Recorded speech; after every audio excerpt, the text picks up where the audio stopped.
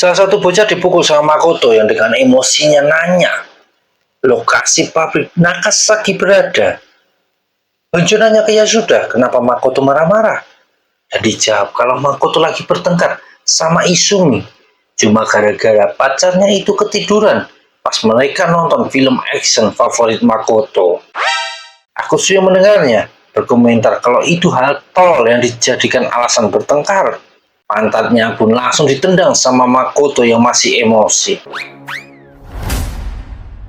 Sedangkan di stasiun, orang-orang dikagetkan saat pintu gerbong terbuka dan malah muncul rombongan orang gundul dengan muka menyeramkan.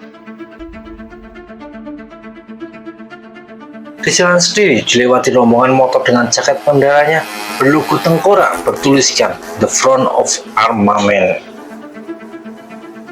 Di dermaga, Boya mengikat beberapa besi jadi satu dan bilang ke Gunji, begitu pertarungan dimulai, dia minta Gunji membawa benda-benda ini masuk menyerbu. Si bocah lalu bertanya apa mereka yakin akan mendatangi Snakehead. Boya malah menawarinya ikut dan pasti langsung ditolak. Sebelum pergi, Boya bilang ke si bocah kalau mereka berterima kasih karena sudah dibantu. Dan kalau butuh bantuan, tinggal panggil saja, kapanpun. Bocah itu berlari pergi sambil berpikir mungkin orang-orang ini sudah menyusahkannya selama beberapa hari. Tapi dia yakin mereka bukan orang jahat. Di tengah jalan dia terkejut melihat mantan leader Snakehead, Sonoda Masayuki, orang yang dihajar Kohei sampai kecebur ke laut. Sedangkan di dalam pabrik Nakasaki, Kohei mengabarkan kalau ada kenalannya di Tokyo yang meminta dia datang dan akan dikenakan ke kelompok Yakuza di sana. Tetsuji bertanya apa kelompok itu lebih besar dari Togoku dan dijawab Togoku tidak ada apa-apanya. Mendengar itu, Tetsuji, Tomoyuki, dan Yuki tersenyum senang.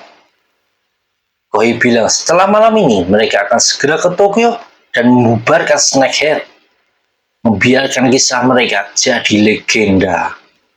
Seseorang tertawa mendengar kalimat Kohei. Legenda? Dasar bodoh. Katakan itu setelah kalian mengalahkan Parko and the Dangerous, kata Tamasu yang terkapar bak belur. Tamasu juga bilang dia jadi malu kalau ingat dulu dia begitu ingin join Snakehead. Omongannya langsung dibalas tendangan oleh Yukio. Lalu terdengar teriakan salah satu anggota Snakehead kalau tamu mereka sudah datang. Semua orang di depan berteriak memaki, tapi Boya Harumichi segera berteriak lebih keras, membuat semuanya terdiam. Nah, lebih bagus begini. Teriak-teriak akan kedengaran sama polisi, blok.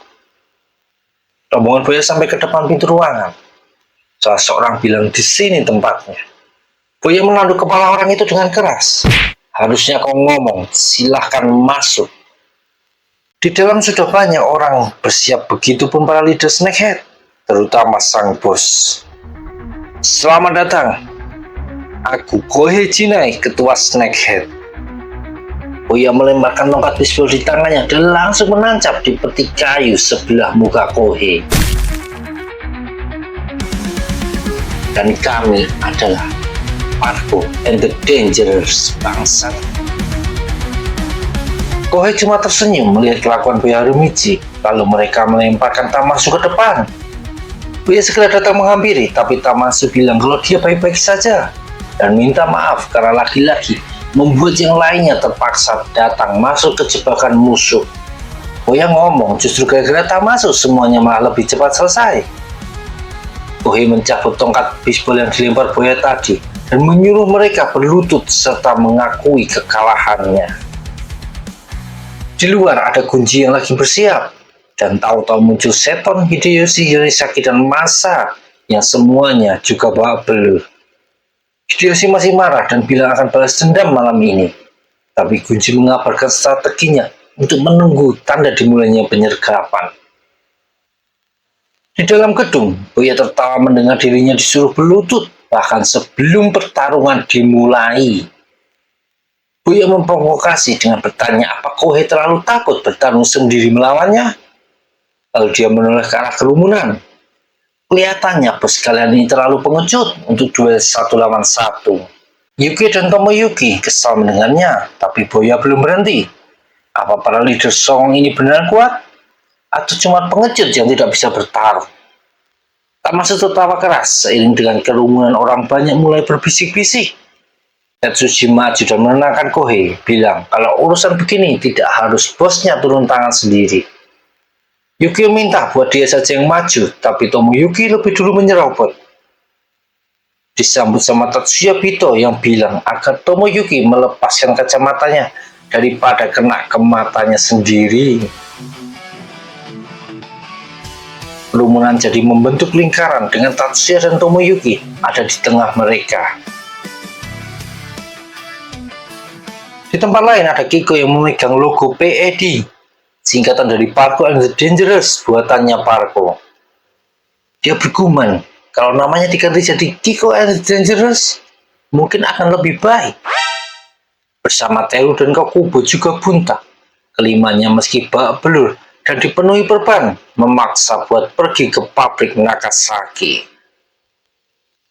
Di area luar pabrik, ada massa yang mengintip dari kejauhan. Dia kembali dan melaporkan, mungkin ada 150 orang di halaman. Belum yang ada di dalamnya. Yunisaki berkomentar kalau keadaan akan jadi merepotkan. Kunji bilang kalau Boyo Harimichi ada di dalam dan mereka harus menunggu sinyalnya. Masa bertanya karena Boyo Harimichi tidak tahu akan kedatangan Hiromi dan yang lainnya. Apa itu berarti dia punya sebuah rencana atau strategi? Muka Masa langsung kena senter sama Seton. Sepertinya kalian tidak tahu apa-apa tentang Boyo Harimichi. Strategi? Rencana? Dia tidak pernah memikirkan hal seperti itu. Masa dengan muka khawatir bilang kalau itu berarti Boya orangnya impulsif. Yunisaki malah bilang kalau itu artinya idiot. Seton setuju kalau memang impulsif dan idiot. Tapi satu-satunya orang yang bisa melakukan sesuatu yang gila seperti ini ya cuma Boya Harimichi. Hideyoshi bertanya, apa para leader Snakehead yang menghajar mereka tempo lalu juga ada di dalam? Jadi pas mereka dicegat, Seton langsung berhadapan sama Tetsuji. Sedang Bunji dihantam Yukio dan Hideyoshi kena hadang Tomoyuki.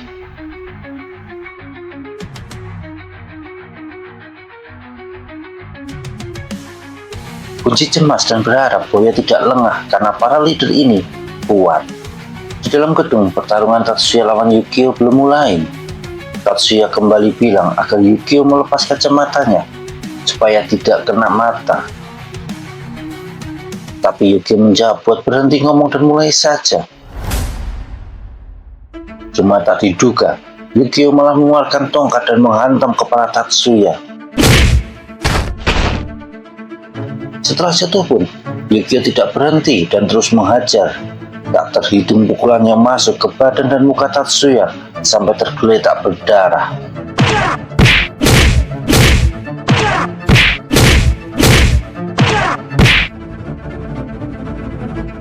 Tomoyuki tertawa keras, sedang Yukio menunjuk ke arah Ryushin dan bilang buat maju. Tapi ketua Armament itu ngomong agar Yukio lepas kacamatanya. Karena Tatsuya Bito bukan orang lemah yang akan tumbang cuma karena diserang begitu. Tahu-tahu Tatsuya sudah berdiri di belakang Yukio dan langsung menendang muka lawannya sampai tersungkur di lantai. Meski dengan muka berdarah, Tatsuya menatap tanpa rasa takut dan menyuruh Yukio buat berdiri lagi. Tomoyuki yang melihatnya jadi geram dan bilang agar temannya jangan menahan diri.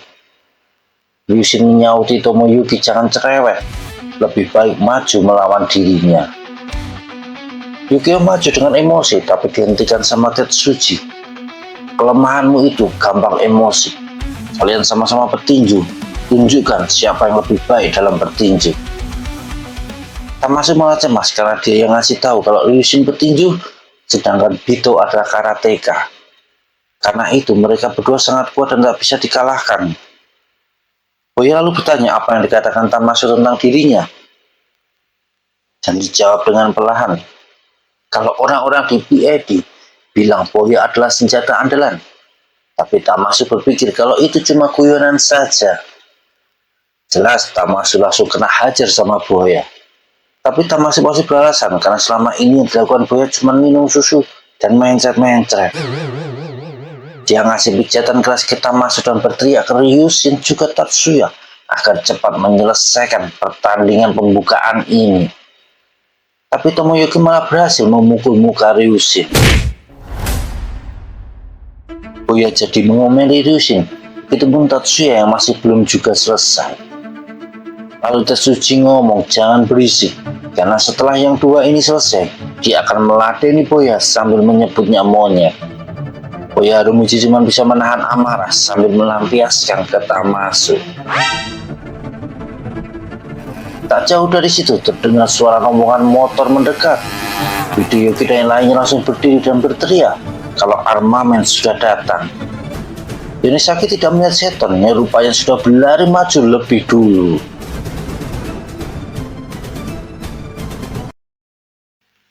Sementara di dalam pertarungan sudah selesai, Tomoyuki masih berdiri dengan muka babak belur, lalu roboh ke lantai. Tatsuya Bito berdiri diam menatap lawannya yang sudah bikin dahinya berdarah itu.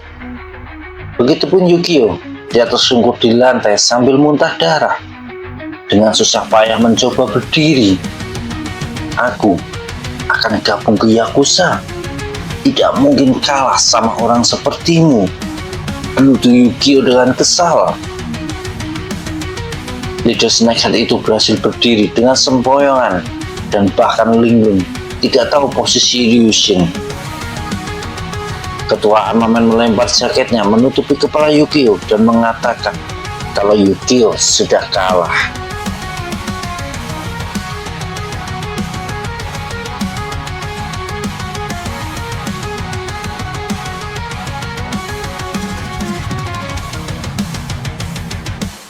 Tamasuke berteriak gembira dan terus meneriaki keduanya memang hebat.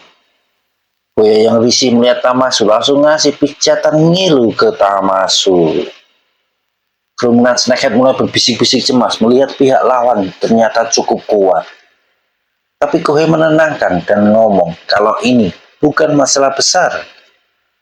Dia malah lebih kepikiran sama ribut-ribut di luar. Dia menyuruh Numata, ketua geng Basement Reds, buat ngecek keluar. Numata pun pergi membawa para anggotanya. Kohei teringat kata-kata Teru, kalau bala bantuannya Teru itu kuat. Ketua Snakehead itu tersenyum sambil bergumam kalau dia juga punya bantuan yang kuat. Sambil mengambil tongkat baseball di sebelahnya, ngasih ke Tetsuji dan menyuruhnya menyelesaikan pertarungan ini. Tapi pas Tetsuji lagi melangkah, Kohei memanggil dan bilang, kalau yang harus diwaspadai kemungkinan bukan Ryushin atau Bito, melainkan si pirang yang terus bersikap kayak orang tolol itu. Tetsuji mengerti dan mengencangkan pegangan tongkatnya. Sedangkan dari luar malah terdengar semakin ribut. Ryushin ngomong kalau mereka sudah di sini, sedangkan Tatsuya ngomong kalau ini lebih cepat dari perkiraannya. Boya malah tidak mengerti yang dimaksud keduanya. Ryushin nanya apa Boya benar berpikir kalau mereka bisa menang hanya dengan bertiga saja, dan dijawab sama Boya kalau dia memang berpikir begitu karena memang mereka bertiga saja yang terlibat. Ryushin tertawa mendengarnya dan tiba-tiba Boya berteriak ke Ryushin. Sebuah tongkat melayang ke arah belakang kepalanya. Untung Ryushin sempat menunduk meski masih menyerempet sedikit dan cukup bikin Ryushin terjatuh ke lantai. Tatsuya Bito yang juga kaget melihat Ryushin jatuh tak menyadari Tetsuji berlari menarik jaket Tatsuya dan ngasih sebuah pukulan keras.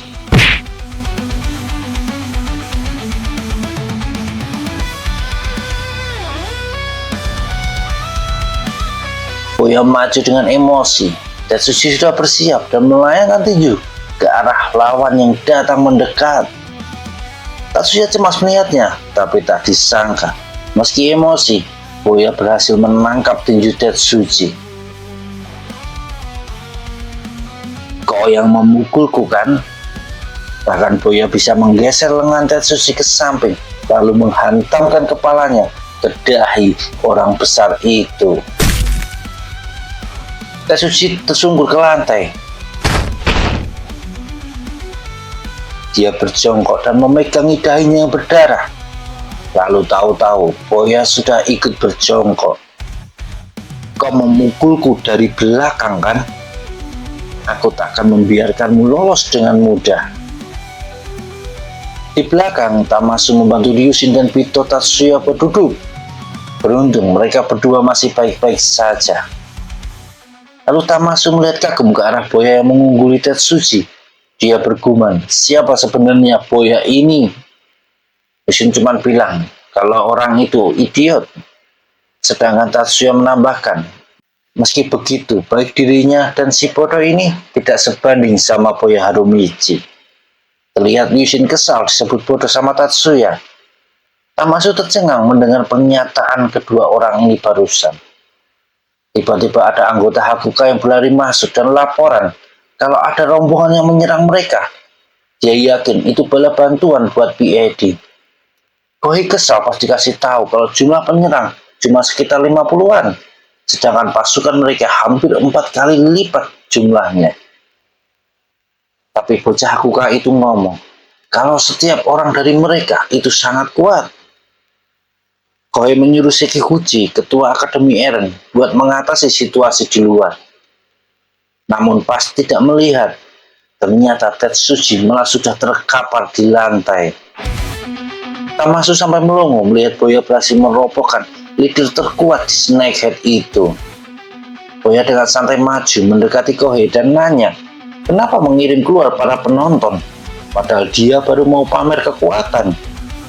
Kohei menyauti agar Boya tidak sombong dulu, dan ternyata Tetsuji masih bisa bangkit berdiri lagi. Pria besar itu bilang kalau masih mau bermain-main sama Boya Harumichi.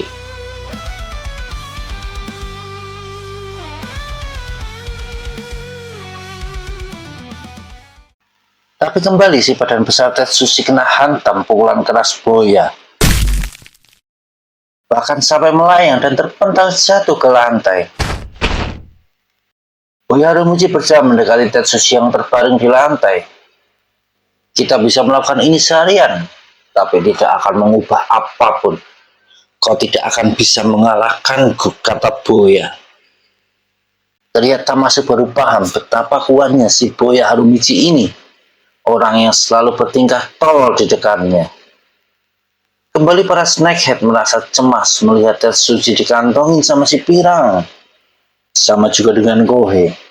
Dia lalu menyuruh seseorang membawa masuk anggota yang ada di luar. Sepertinya Kohei berniat mengeroyok Boya Harumichi.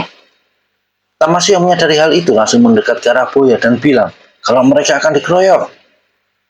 Boya cuma tersenyum santai dan ngomong kalau mereka harus lari. Tapi Ryushin menenangkan dan bilang tidak perlu untuk kabur. Boya dan Tamasu bingung, sedangkan Tatsuya cuma tersenyum. Lalu Boya sadar kalau kedua temannya ini sudah memanggil bala bantuan. Satu orang Snakehead yang mau keluar malah kena tendang.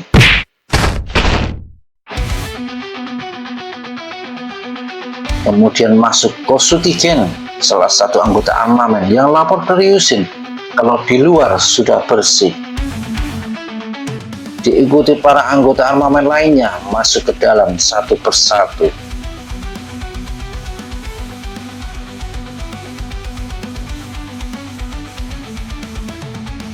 Di pintu yang lain muncul Hideyuki Bito bersama pasukan Kundul Hosen.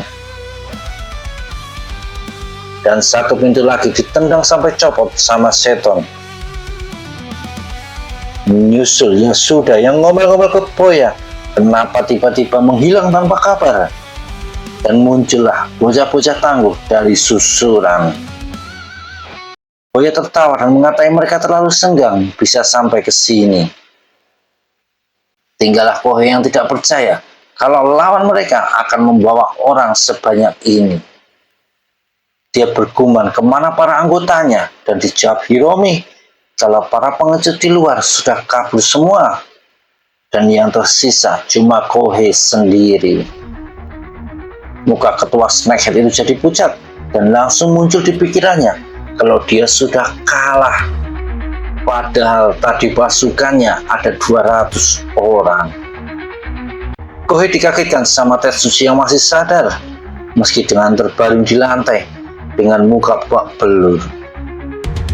Orang yang kuikuti seharusnya tidak panik di situasi seperti ini, kata Tetsuchi yang berusaha berdiri lagi. Tetsuchi ngomong kalau awalnya musuh datang cuma bertiga melawan mereka semua, tapi sekarang keadaan berbalik. Kini mereka berdua harus melawan semua musuh yang bertambah jumlahnya. Tetsuchi memaksa maju dan tetap mau melawan Boya. Si pirang itu tersenyum dan ngomong akan meladeni semangat tempurnya Tetsuchi ini. Tentu saja, kembali Boya Harumuchi bisa memukul muka Tetsuchi sampai kembali terlempar ke belakang.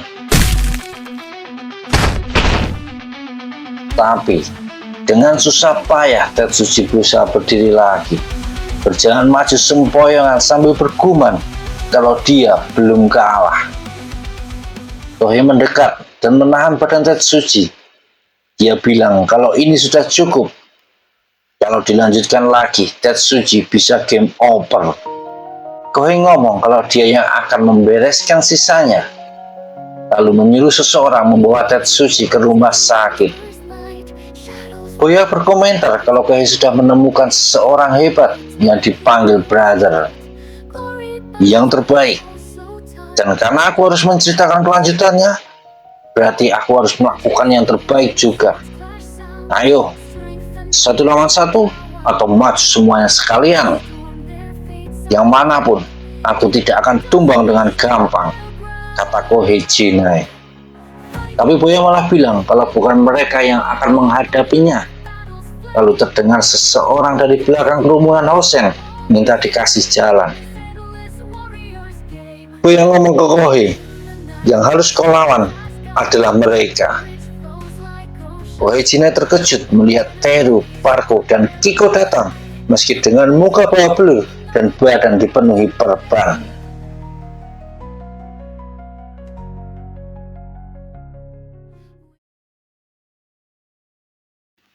Langit malam itu terlihat bersih, bulan bersinar terang, dan ada seseorang yang sedang mengamati para jagoan ini. Boya Harumuchi, Kuno Ryushin, Tatsuya Bitao, 3 dari 4 raja Toa Rushi.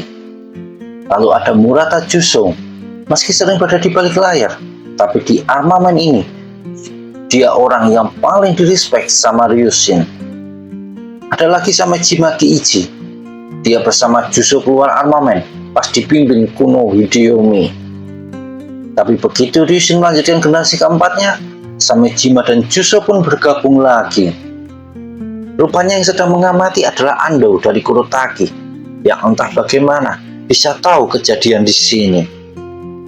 Dia lanjut dengan menyebut nama Hiromi, Makoto, dan Honjo.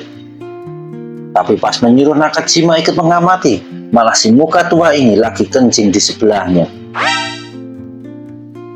Selesai pipis, Nakajima mengatai Ando bodoh karena malah mengawasi orang-orang yang barusan dia sebut itu. Nakajima bilang kalau orang-orang tadi akan segera lulus, jadi bukan lagi urusan mereka.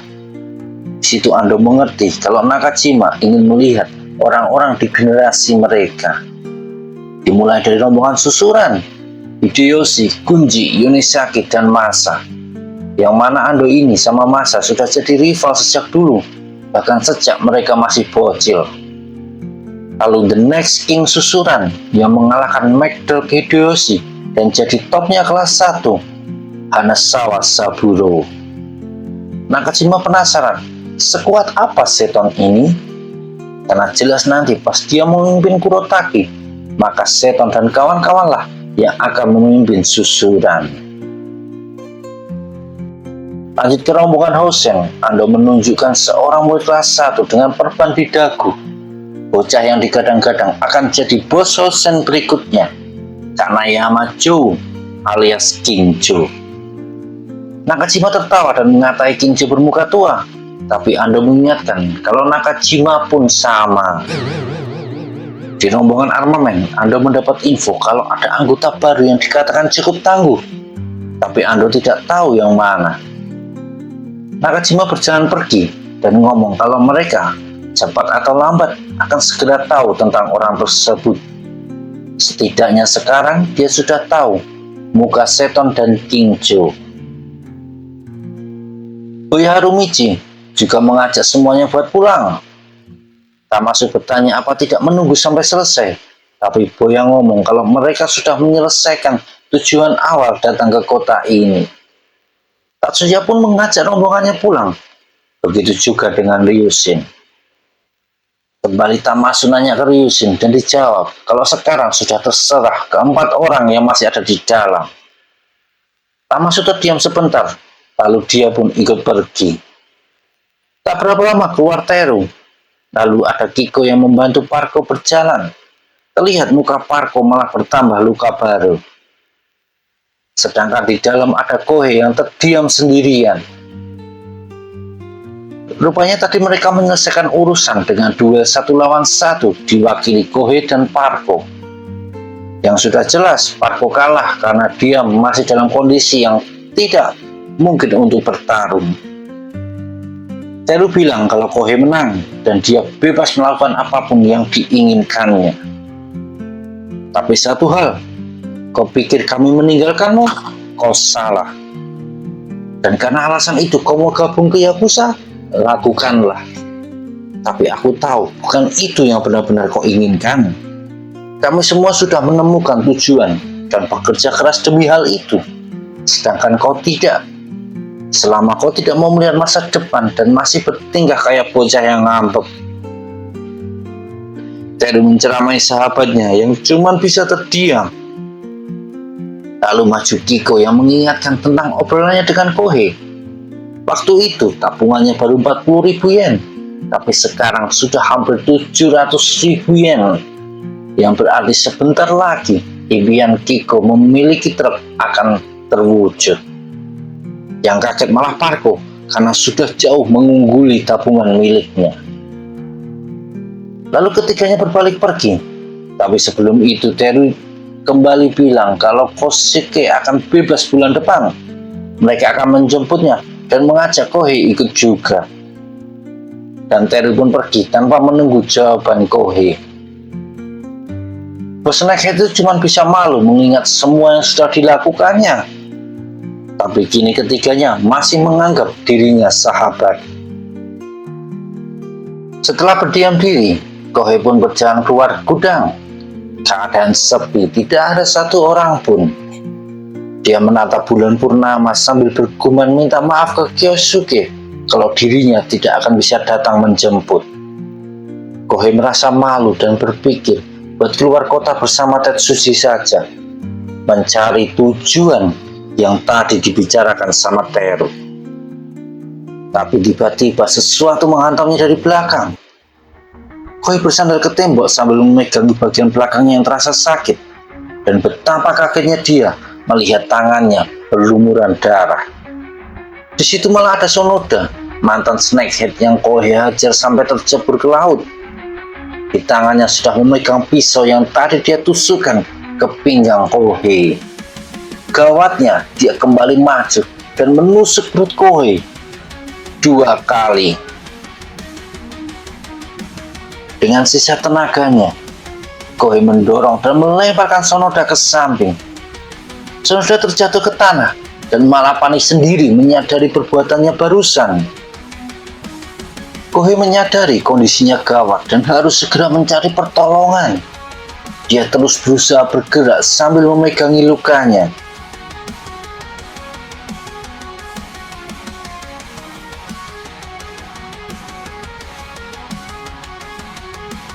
Di situ Kohei mengingat obrolan bersama keempat sahabatnya, yang mana Kyosuke ngajak ngumpul buat minum bir.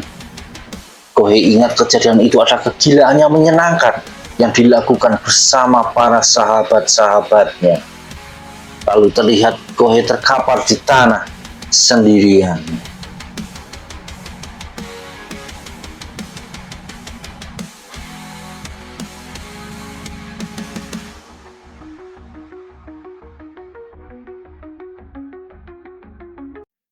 Beberapa hari kemudian, seseorang membuka sebotol Coca-Cola dan memasukkan setangkai bunga, lalu menyalakan sebatang rokok dan meletakkan di atas sebuah batu kota. Ada 4 orang sedang menghadap ke sebuah batu nisan. Parko, Teru, Chiko, dan Tamasu sedang berdoa di depan makam Kohei Jinai. Lalu datang seseorang mendekat, yaitu Mayumi Tetsuji. Pria besar itu mendatangi nisan dan meletakkan satu selop rokok. Kesukaanmu, kau sudah tidak perlu khawatir lagi karena kebanyakan merokok. Habiskanlah sesukamu, kata Tetsuji, kayak lagi ngobrol sama Kohei. Tetsuji bertanya, apa benar pelakunya adalah Sonoda? Iko dan Parko membenarkan. Dan juga Sonoda sudah menyerahkan diri ke polisi beserta pisau yang dia pakai. Lalu tak lama Tetsuji pamit pergi dan bilang kalau mungkin mereka nggak akan ketemu lagi. Teru bertanya apa yang dilakukan Tetsuji. Dan dijawab dengan mantap kalau dia akan masuk ke dunia bawah dan berniat meraih puncaknya. Teru cuma tersenyum mendengarnya. Sedang Kiko mengingatkan jangan mati. Tapi Parko bilang buat sampaikan salam ke Kohei kalau nanti Tetsuji mati. Tanpa melihat ke belakang, Tetsuji menjawab kalau dia tidak akan game over dengan gampang. Mereka pun berjalan meninggalkan pemakaman tersebut.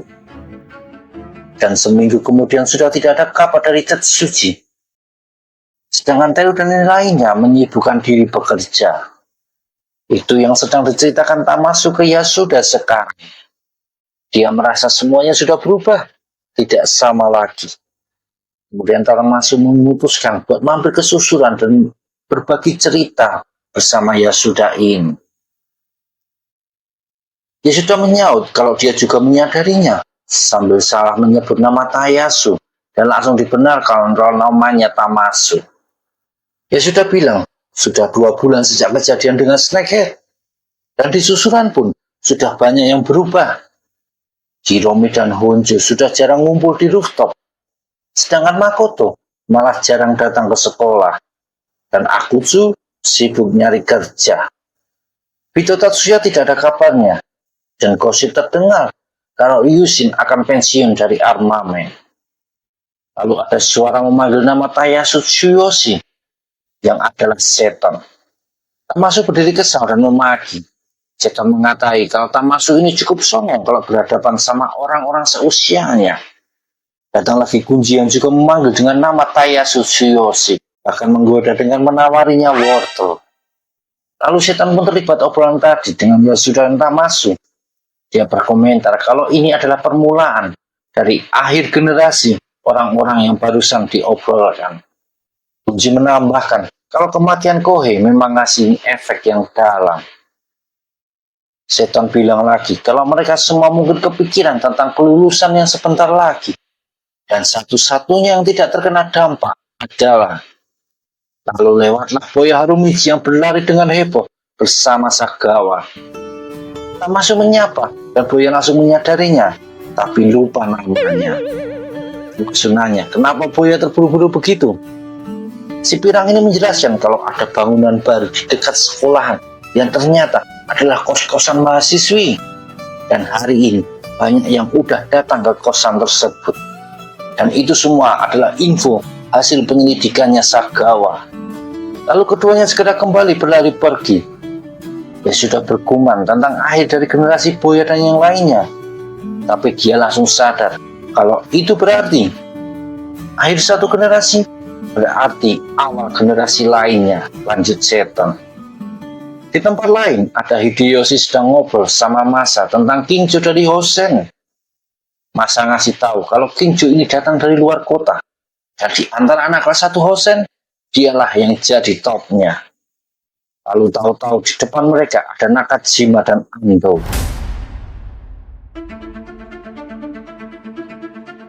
Masa dan Ando langsung berhadapan dengan muka kesal. Hideyoshi mengomentari muka Amo yang tidak berubah masih kayak orang tua. Cuma 2 orang yang kubiarkan memanggilku Amo, yaitu Ko dan Kunji, sahut Nakajima. Dia lalu menyindir Hideyoshi yang gagal menguasai susuran setelah kalah dari seton. Tapi Hideyoshi menjawab kalau sebaiknya Amo mengkhawatirkan dirinya sendiri. Karena jalannya jadi ketua Kurotake tidak akan mudah. Menurut Hideyoshi, anak kelas 1 lainnya tidak akan diam saja melihat Amo adalah satu-satunya anak kelas 1 yang jadi leader Kurotake. Hideyoshi menasihati buat berhati-hati saja. Sebelum pergi, Nakajima berkata ke Hideyoshi, suatu hari, Hideyoshi pun menanggapi Nakajima dengan santai. Sore harinya, hujan deras mengguyur kota Toarushi. Di sekolah Hosen, Tatsuya kedatangan seorang tamu. Orang itu bertanya apa benar kalau Tatsuya ini bukan bos Hosen, melainkan adiknya, Hideyuki Bito. Tatsuya bertanya balik, memang kenapa kalau iya? Dan rupanya itu Kingjo. Yang lanjut bilang, kalau misalnya dia mengalahkan Hideyuki, apa yang akan terjadi? Dengan gampang Tatsuya bilang, kalau itu berarti Kingjo lah bos Hosen. Anak kelas 1 itu tersenyum senang mendengarnya. Tatsuya bertanya siapa nama bocah ini, dan dijawab, Kanayama-cho, kelas 1. Yoroshiku onegaishimasu. Kingjo lanjut ngomong kalau dia sudah mencari informasi tentang 4 raja. Dia sudah menjaga kota ini jadi tenang dan damai. Makanya tidak banyak keributan besar. Tapi menurut Kingjo, justru itu masalahnya. Ketika keadaan jadi damai, malah orang-orang seperti dirinya akan menggila. Karena di dunia ini, tidak ada yang lebih membosankan daripada kedamaian yang setengah-setengah, kata Kingjo.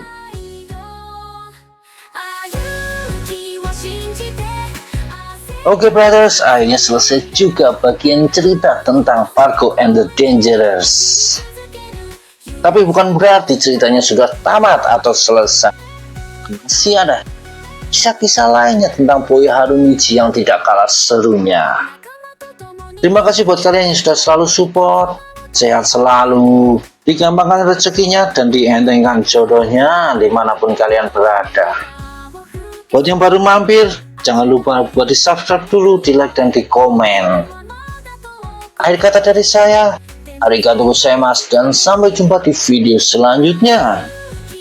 Udah.